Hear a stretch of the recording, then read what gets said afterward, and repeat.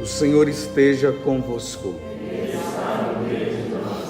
Proclamação do Evangelho de Jesus Cristo, segundo Mateus. Glória a vós.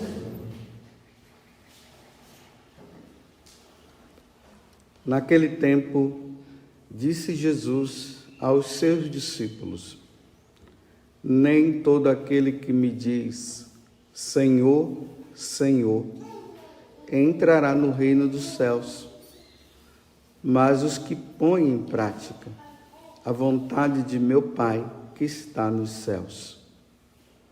Portanto, quem ouve estas minhas palavras e as põe em prática, é como um homem prudente que construiu sua casa sobre a rocha. Caiu a chuva, vieram as enchentes, os ventos deram contra a casa, mas a casa não caiu, porque estava construída sobre a rocha. Por outro lado, quem ouve estas minhas palavras e não as põe em prática, é como um homem sem juízo, que construiu sua casa sobre a areia. Caiu a chuva, vieram as enchentes, os ventos sopraram e deram contra a casa, e a casa caiu, e sua ruína foi completa. Palavra da salvação. Glória a vós, Senhor.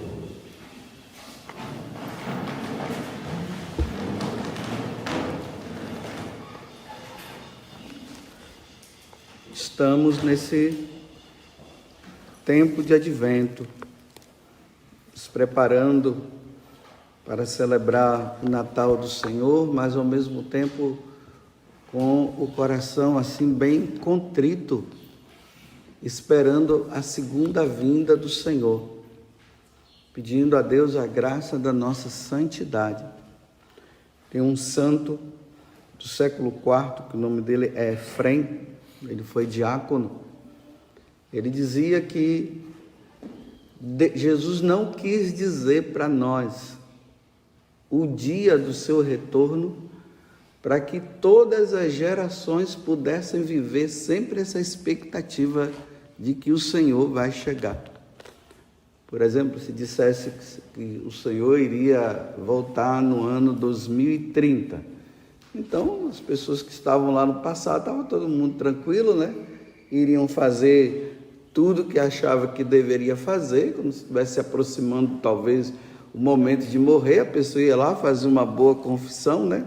E mesmo assim, apesar de não sabermos o dia que ele vem, mas também nós não temos certeza do momento da nossa morte, mas muitas pessoas iriam fazer isso. Então depois, quando estiver perto de eu morrer, aí eu resolvo a minha vida. Então Jesus deixou essa interrogação. Eu vou chegar a qualquer momento, nem eu, quero dizer para vocês que nem eu sei o dia, para que todos os povos pudessem esperar. Tanto que na carta de São Paulo aos Tessalonicenses, que foi o primeiro escrito que teve do Novo Testamento, foi a carta aos Tessalonicenses, lá Paulo faz uma severa advertência, porque as pessoas elas tinham tanta certeza que Jesus ia chegar naquele tempo ali, vamos dizer os anos 60, os anos 70, que tinha gente que nem queria trabalhar mais. Ninguém queria mais assumir seus compromissos. Porque Jesus já está prestes a chegar, estou perdendo tempo. Aí é que São Paulo fala, né? Que aquele que não trabalha, então não deve comer. Em outras palavras, seus preguiçosos. Então, era por isso que ele falou isso.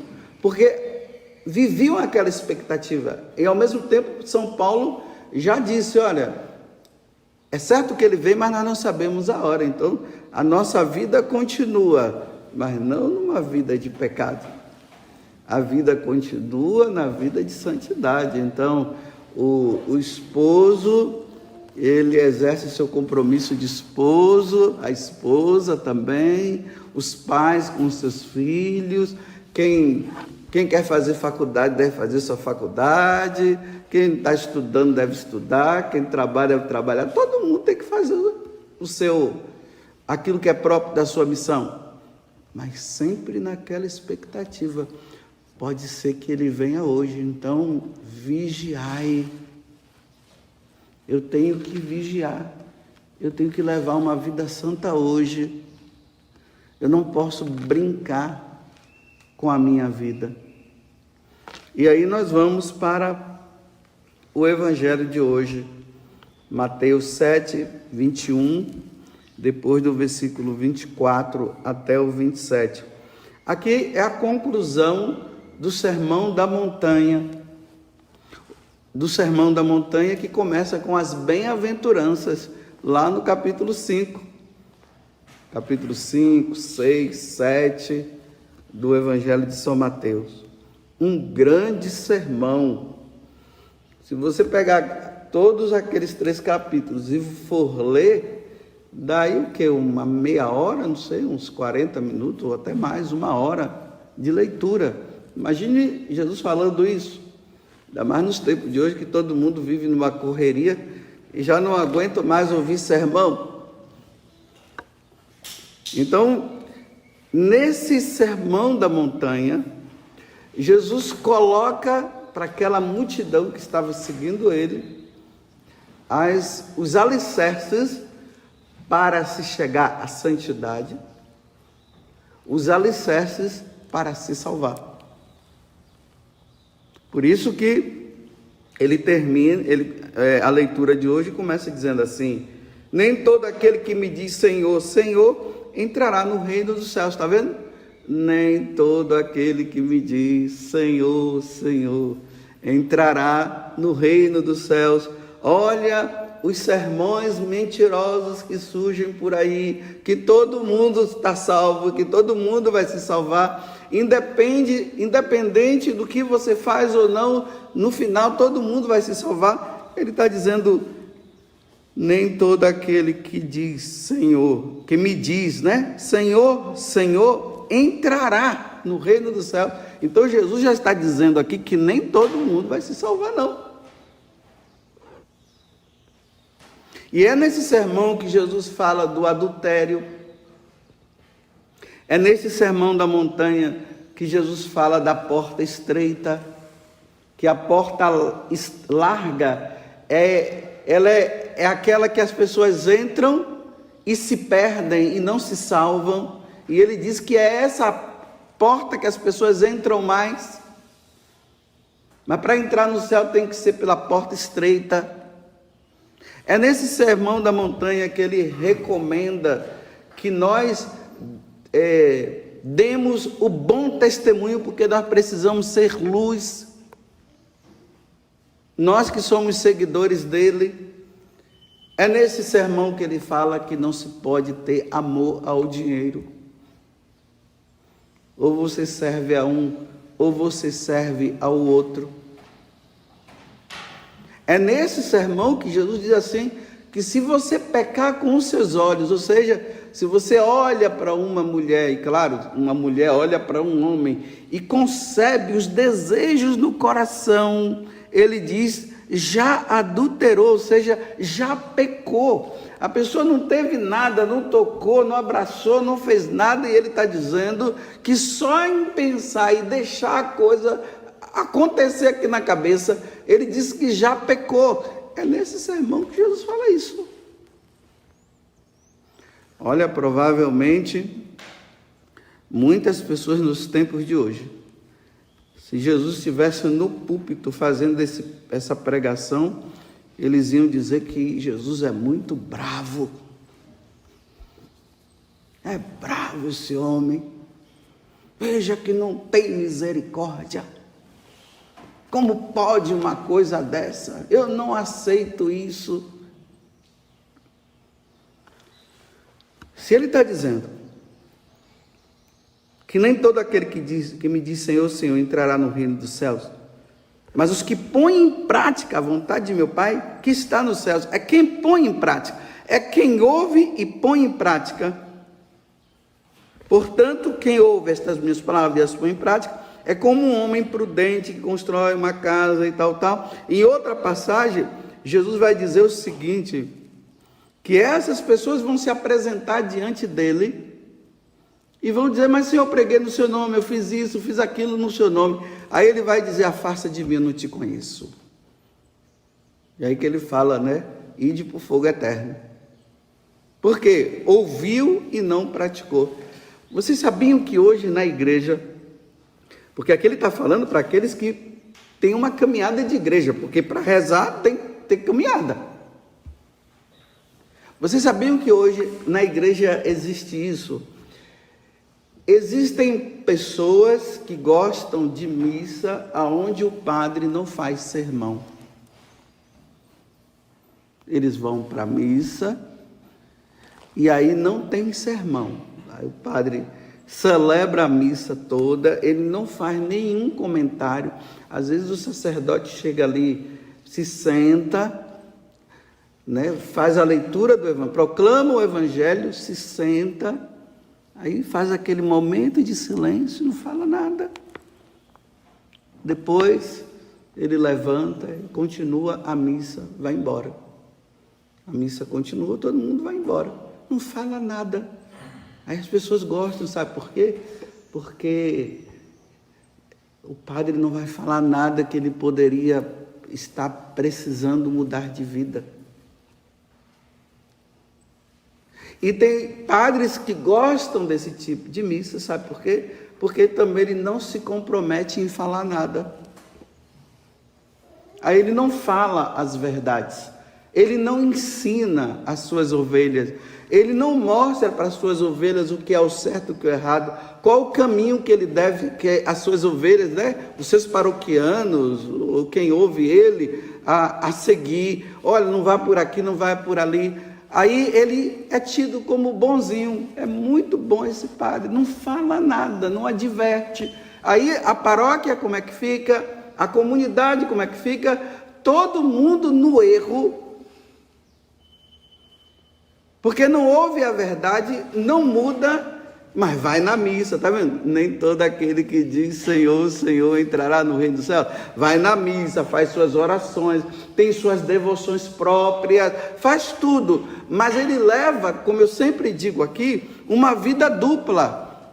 Faz todas as orações, mas não muda de vida. É por isso que Jesus está dizendo, nem todo aquele que diz Senhor, Senhor entrará no reino dos céus. Mas quem é que vai entrar no reino dos céus? Quem pratica, quem ouve e pratica. Não basta somente ouvir, São Tiago também fala isso, não basta somente ouvir, é preciso praticar. Aí tem aqueles sacerdotes também, que faz vista grossa. Quando eles se deparam com um evangelho duro desse, ele vai contar outras coisas, ele vai falar outras coisas, enrola, não diz nada, e depois a missa continua. Primeiro que já não acredita que há condenação para aqueles que não praticam a palavra de Deus, o evangelho, os ensinamentos de nosso Senhor. Ele não acredita. A outra situação, sabe qual é? Ele deve estar vivendo alguma coisa e ele não quer mudar, então é preferível fazer vista grossa. Vou dar um exemplo para vocês entenderem melhor. Você sabia que as pessoas dizem assim, como é que um padre pode ajudar um casal a sair de uma situação, se ele não é casado? É verdade. Na lógica humana, isso está certo. Olha, como é que um padre pode orientar um casal se ele não vive a situação de casamento? Mas por que os casais ficam procurando então o padre para que oriente? Não deveria ser casal buscando casal? Mas sabe por que é que os casais não procuram tanto os casais? Porque quando eles vão procurar solucionar, pedir um auxílio a um outro casal de uma situação que eles estejam vivendo, aquele casal não consegue orientar porque estão vivendo a mesma coisa. O sacerdote é neutro. E ele ensina a partir do que a igreja ensina e pela experiência que ele tem de conversas que ele vai tendo com os casais. Então ele é neutro, ele consegue dar. Então como é que vai falar de algo? Vamos supor, né? O casal está vivendo lá, os dois estão usando os métodos contraceptivos. Está usando o DIU, está usando o coito interrompido, tudo para não ter filhos. Está usando pílula do dia seguinte. Aí vem um casal e diz bem assim: olha, nós estamos vivendo isso, o que é que nós devemos fazer? Que orientação ele vai dar? Se eles estão vivendo o contrário, estão vivendo o erro. Eles vão dar o testemunho de, nós estamos fazendo isso também e tal. E se for de igreja, pior ainda. Como é que vai orientar? Porque a pessoa se depara com o próprio pecado dele. Então, o que é o melhor fazer? Vista grossa. Muitas vezes nós, sacerdotes e pregadores, nós fazemos vista grossa diante do evangelho, perante a situação que eu estou vivendo, e aí eu não oriento o outro, porque eu estou vivendo aquilo. Então é melhor não fazer sermão, não, é melhor ficar quietinho, e é melhor falar, né? Jesus está falando de abacate, aí é melhor falar de tangerina.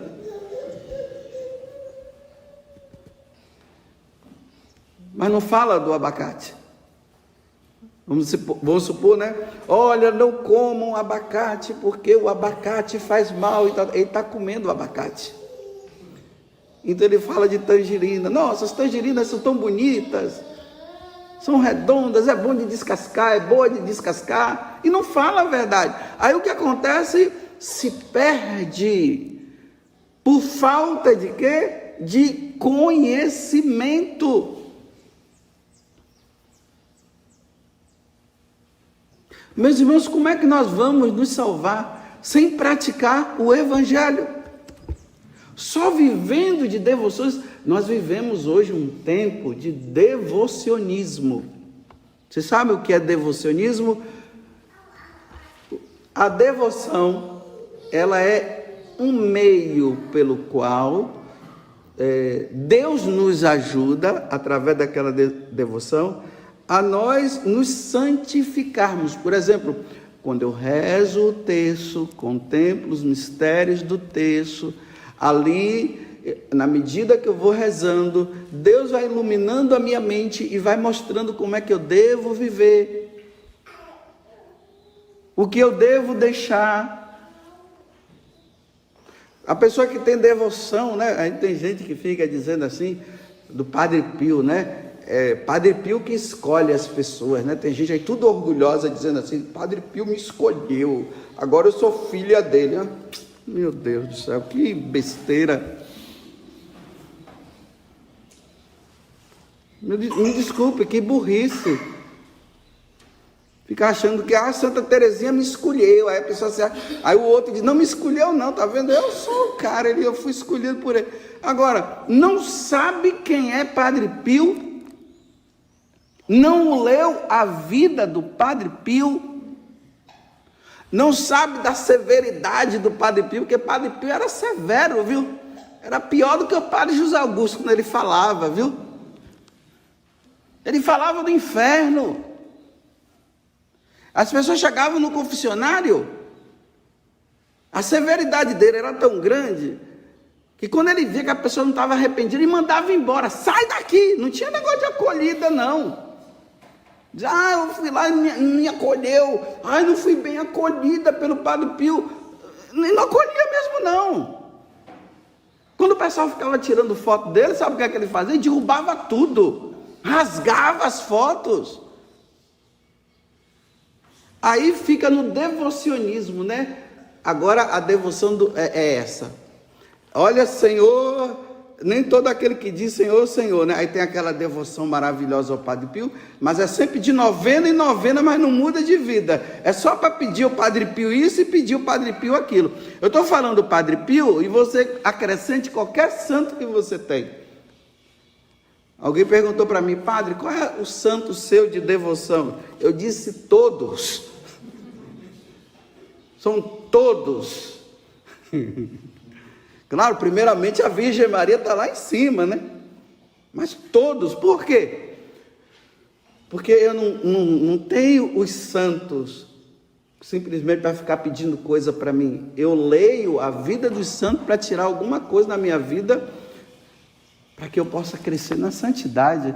Se ele conseguiu ser santo dessa forma, olha Santo Inácio de Loyola, no processo dele de conversão, ele leu a vida dos santos e ele diz assim, se eles conseguiram ganhar o céu, também vou. A gente não ficou dizendo, fazer novena, vou fazer também. Entenda uma coisa, eu não estou excluindo as novenas, viu? Podem continuar fazendo novena, estou falando dentro de um contexto de devocionismo, que as pessoas têm suas orações, fazem tudo, mas você vê a vida não muda. Continua adulterando, vai na igreja, participa da missa, faz tudo, mas continua adulterando. Você vai largar de adulterar quando? Aí vem essas comunhões que as pessoas fazem, sacrílegas. O cara vai lá, vê pornografia, acaba caindo na masturbação e depois vai comungar, dizendo o quê? Depois eu me confesso. Não pode, é antes. Por isso que o confessionário está lá, isso é sacrilégio, em cima de sacrilégio. Imagina pessoas que estão na igreja dizendo Senhor, Senhor, Senhor, que estão à frente de comunidades, à frente da igreja, e levam uma vida corrupta, levam uma vida de corrupção, lavagem de dinheiro, sim. Vocês sabiam que dentro da igreja tem lavagem de dinheiro? Tem lavagem de dinheiro. O dinheiro vai para uma coisa, a pessoa pega para outra situação, distribui entre as suas parentelas, dinheiro da igreja, e está lá fazendo orações bonitas, Senhor, Senhor. Aí Jesus está dizendo, nem todo aquele que diz Senhor, Senhor entrará no reino dos céus. Vocês estão vendo como a situação é muito delicada? Então, meus irmãos, nesse tempo de vigilância, de oração, que é o tempo do advento, é isso que nós devemos ver. Meu Deus, que vida que eu estou levando. E se o Senhor chegar agora, eu nessa vida de corrupção. Aí esses dias, recebi a notícia que tem uma prima minha que já está assim no final da vida. Nossa, a primeira preocupação que eu tive com essa minha prima foi essa. Meu Deus, ela precisa receber o sacramento da unção dos enfermos, porque a vida que a minha prima levou até agora não é uma vida boa. Tudo indica que minha prima não vai passar do Natal. Imediatamente eu liguei lá em casa, falei com meu irmão, com a esposa dele, fala lá com o padre, para o padre ir lá, para dar unção dos enfermos e atender a confissão dela.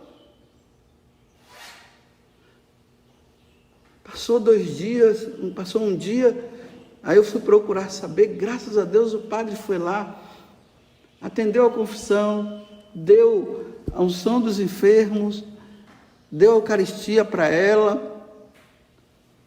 Mas, meus irmãos, você vai esperar esse momento para mudar de vida? Ou nós já temos que mudar de vida agora? A gente vai ter que colocar em risco a nossa salvação, Vai esperar um câncer chegar e os médicos dizerem assim: não tem mais jeito. Morfina para lá, morfina para cá. Chega um momento que a morfina não faz mais efeito.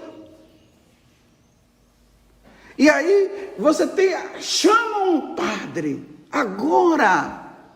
Não, meus irmãos.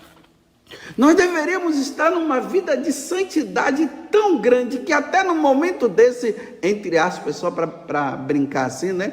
Mas falando a verdade, que nós não precisaríamos nem de um padre mais, tamanha a vida de santidade que nós estaríamos levando.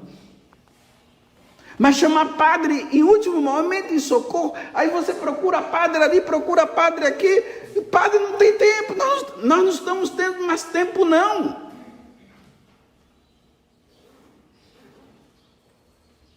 Porque nem todo aquele que diz Senhor, Senhor entrará no reino dos céus. Essa repetição de pecados mortais.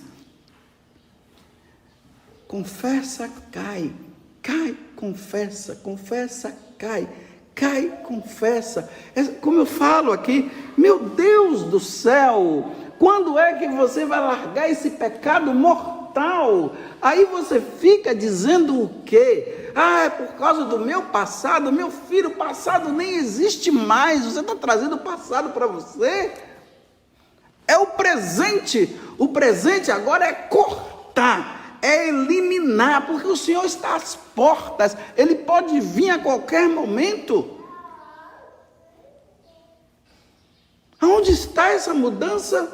Eu repito, nós que somos de caminhada, aqui não estou falando só quem é da canção nova não, nós que somos de caminhada, todo mundo está na caminhada.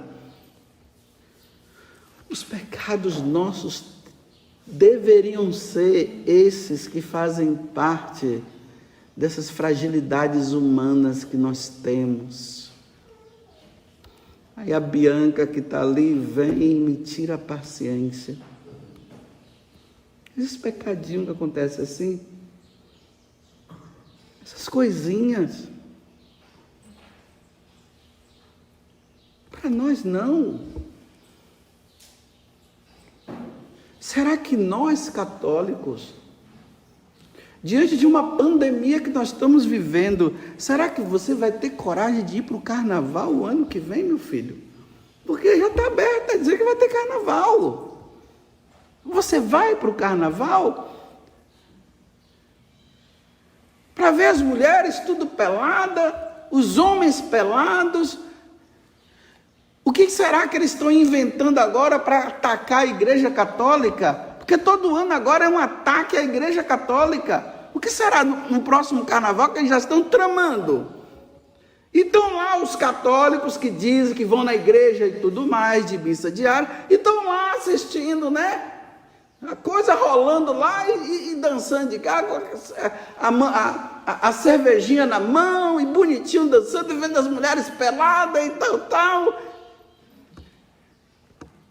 Aí depois, na quarta-feira de cinza, tá tudo lá com cara de hipocrisia, achando que aquela cinza vai resolver alguma coisa na cabeça dele. Não vai resolver aquela cinza não. Aquela cinza é só para a gente lembrar que nós devemos levar uma vida santa. Você levou uma vida de desgraçado da sexta-feira até a terça-feira, e agora chega lá, a maior cara de santidade, para o padre colocar a cinza na cabeça, não resolve não, meu filho. O que resolve é a conversão. Aquela cinza só vai resolver para quem não foi. É para quem não foi que aquela cinza vai resolver. Aí todo ano assim. Aí termino agora, viu?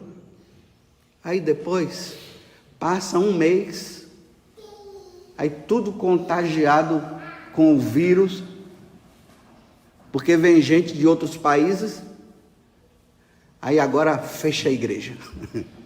Fecha a igreja, não pode abrir a igreja, porque não pode ficar todo mundo junto, não pode ter aglomeração, aí as pessoas não podem, aí mais uma Semana Santa sem ter, E os padres, bispos com medo, porque os decretos já colocaram.